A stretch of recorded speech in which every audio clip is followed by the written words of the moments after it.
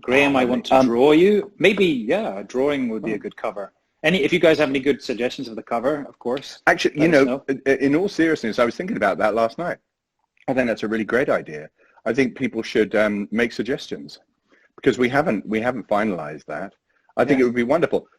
Yeah, within reason. Yeah.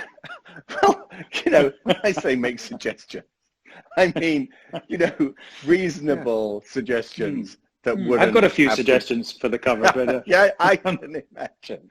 I can imagine what they are. Yeah.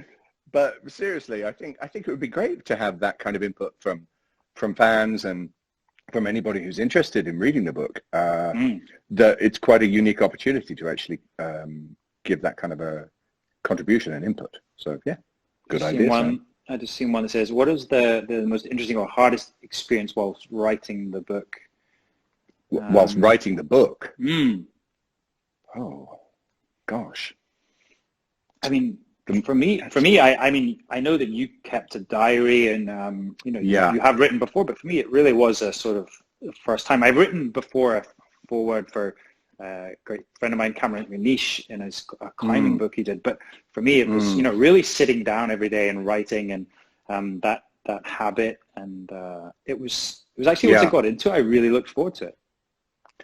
I agree, and it was actually a wonderful coincidence, really, that this was happening at the same time as we were being forced to literally be indoors, and so it provided me with certainly an outlet, and it was a discipline.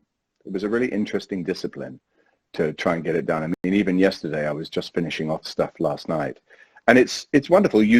I lose myself when I read books, and I'm sure Sam does too, and I'm sure everyone who reads a book does. You're transported, but equally, I found myself losing myself in the writing of it, and time flew by.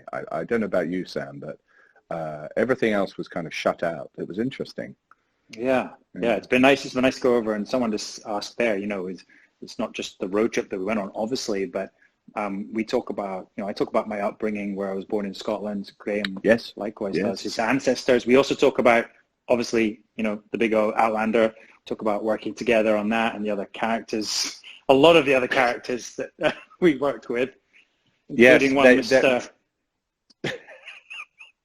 Mr. Lacroix. Yes, Duncan Lacroix, who features. I think we're going to have to send him an advanced copy of the book, just to stall his legal action. Yeah. Really, he does feature in it a fair bit. So you'll learn a lot more about our co-stars on Outlander, but also other projects as well. And Graham has had an extensive career in theatre and film, and we get to talk about all of that. And every time he tries to cut out my stuff, I'm just like, no, we're gonna. I never did that. I'm going to bore you with more. Well, I do remember every now and then I would get a little note coming back from you, and it would read, "Oh God, please make it stop." And I wasn't sure if that was a criticism or not. I don't know, but no, it wasn't. It was. I was there with you. As you said, I got lost in the book in the moment. Someone's saying, how many pages is it? Do you know what?